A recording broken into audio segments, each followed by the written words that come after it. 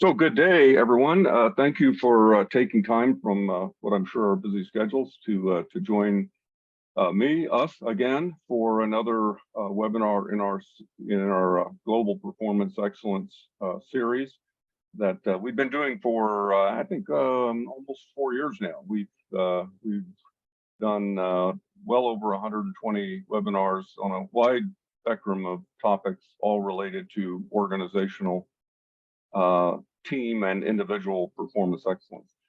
Today we're launching a mini series of webinars that focus on operational analytics. One of the topic areas that we've done quite a bit of work in, and I've sort of labeled this series like college classes were labeled 101, 201, 301, and 401.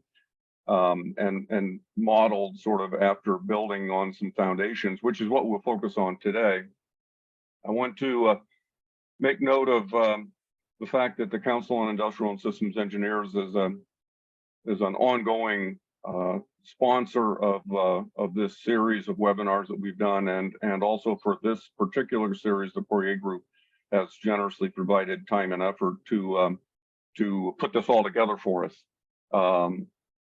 So the session looks something like this. I'm going to do a little bit of tee up, and then I'm going to go into the operational analytics foundations conversation with you and talk about frameworks and models and some ways to think about how we build better performance measurement systems and do analytics better. And although I said respond to questions from audience, feel free to use the chat function. I'll be monitoring the chat. I'll be looking at and so, use chat to make observations, make comments, ask questions, and I'll follow that. And then I'll weave in things that you offer and questions that you ask as we go along. And then I'll close out by talking a little bit about what's ahead. I wanted to talk just a little bit about, some of you know me and many of you probably don't, some of the data and experience that serves as the foundation for what I'm going to share with you today. I was, when I was at Ohio State working on my PhD, I worked on a National Science Foundation project that focused on white-collar productivity measurement, which was a big issue back when I was in school. And I actually wrote my first book in 1985, published by John Wiley, titled Productivity Management, Planning, Measurement, and Evaluation, Control, Improvement. So that sort of launched, when I went back to graduate school after working at Eastman Kodak for 3 years, somehow I caught the measurement bug, and I just got really interested in performance measurement from a very broad perspective. And then I went on to teach at Oklahoma State, Virginia Tech, and Ohio State, and I was always teaching courses that related to management systems engineering. And so measurement and analytics were always a part of that. And then most recently at Ohio State, from 2007 to 20, I ran the Integrated Lean Sigma Black Belt certification program that they had in that department. I broke away from academia and went out into the private sector to see if I could do real work in the real world. And I was VP of Business Process Improvement for a global life science company from 2000 to 2007. And so I ran into a lot of very practical, real analytics challenges and problems and issues. We were installing Oracle, so I understand ERP installation, implementation, and how all that lays a foundation for improved ability to do better analytics.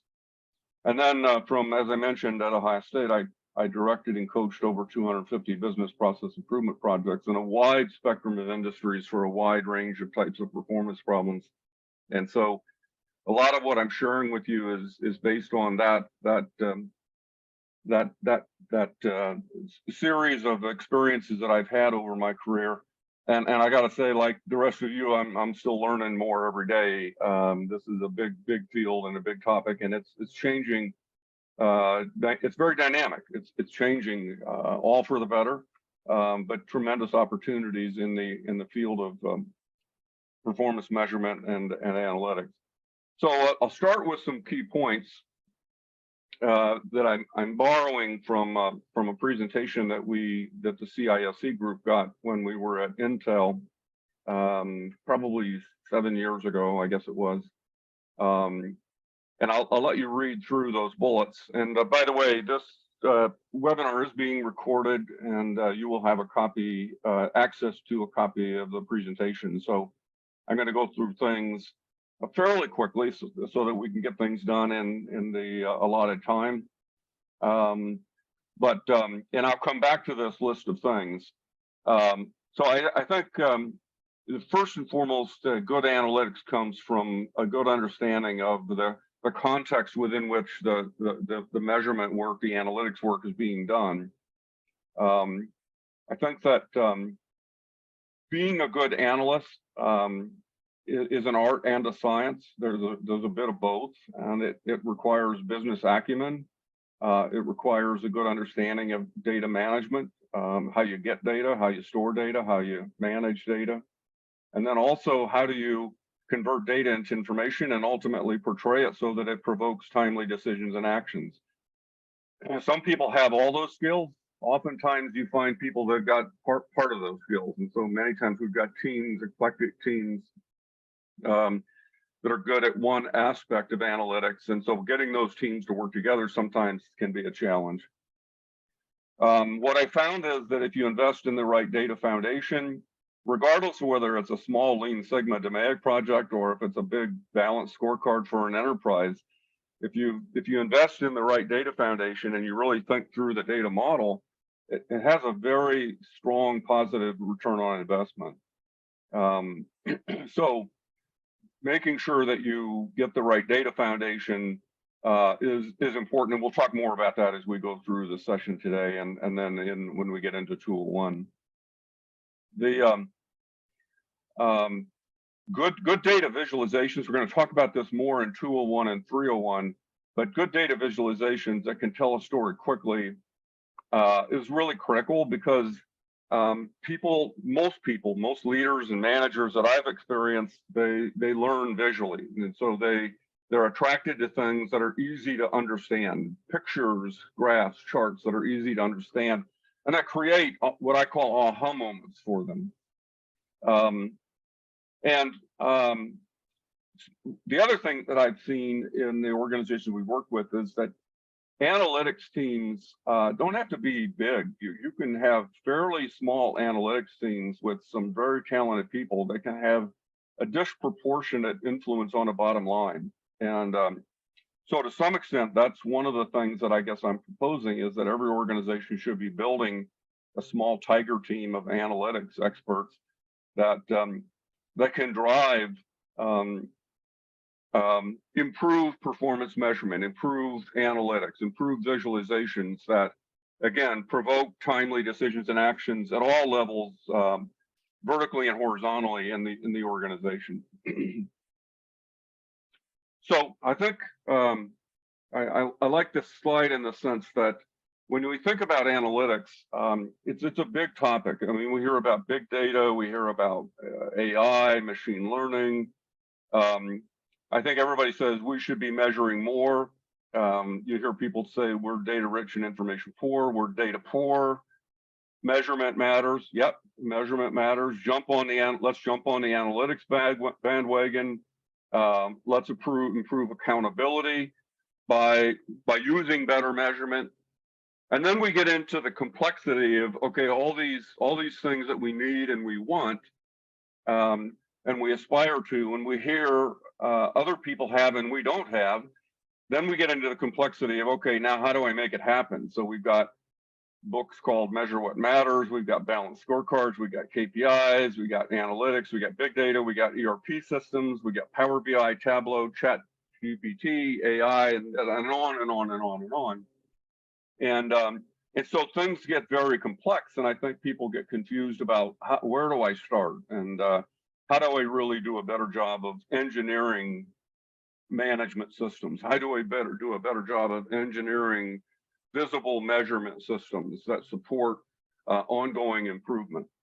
And so we need clear, succinct problem statements. We need a vision for what can be as it relates to analytics. We need a strategic pathway, and we need a migration plan. And that's what I'm going to be talking about how we with you today. So what we want to do is avoid the muddle, right? So a lot of times we start off and we say, okay, we're going to have an OpEx program, we're going to have an op analytics program, and then we get into it and we get all wrapped around the axle on things. So OA 101 is what I put together for you is things that I think are foundational to the way you think about and you approach building better measurement systems and doing analytics better. And so I'm going to focus on what's called the management systems model and what I would call management systems engineering. When I want to contrast management systems engineering from engineering management. I don't mean engineering management. I don't mean the management of engineering. I mean the engineering of management systems. That's what I mean by management systems engineering. So how do we do a better job of designing, developing, implementing, and installing management systems that are more effective and that drive franchise value better, faster than we're currently doing it. And so I'll walk you through this as we go forward with the rest of this hour. In 201, I'm going to focus on what I call the operational analytics triangle model. I'm going to zoom in more on what I call the data management role and the analyst role. And so I'll talk more about that today and tee that up for that next session. And then 301, we'll get into detailed design and development. How do we actually build better performance measurement systems that embed better analytics into them and actually drive the kinds of results that we're after? So we'll talk more about the complete set of components that you have to put together in order to drive better ideal behaviors and drive improved performance using improved performance measurement systems and analytics. And then at 401, we're going to talk about best practices, and I've got the chief data and analytics officer from University Health Network in Toronto.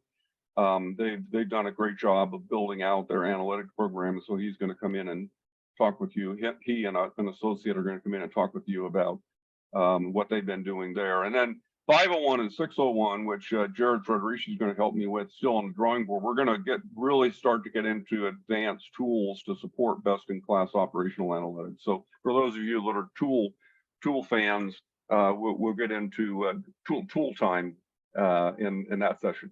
So one of the things that I'll start off by saying, and I think it's maybe intuitively obvious, but is that you can't really do a good job being an analyst if you don't do systems thinking. So good analytics really comes from understanding patterns of behavior, understanding system structures, and then changing mental models. I've got this in a little bit later in the thing, but one of my favorite movies is Moneyball. I read the book and I saw the movie, and I watched the movie just the other day, and I was just intrigued by how much insight there was in that movie around this picture, because the guy that was the analyst, well, first of all, the coach, the head coach, and the analyst were really buddies together, and they were really changing mental models. They were changing the way people think about how you pick baseball players. And how you build a team when you're an Oakland Athletics team or you're a Cleveland Indian team. I still call them the Indians, and you're not a New York Yankees team and you don't have a big budget. How do you beat the big guys? How do you beat the good guys? You have to rethink your system.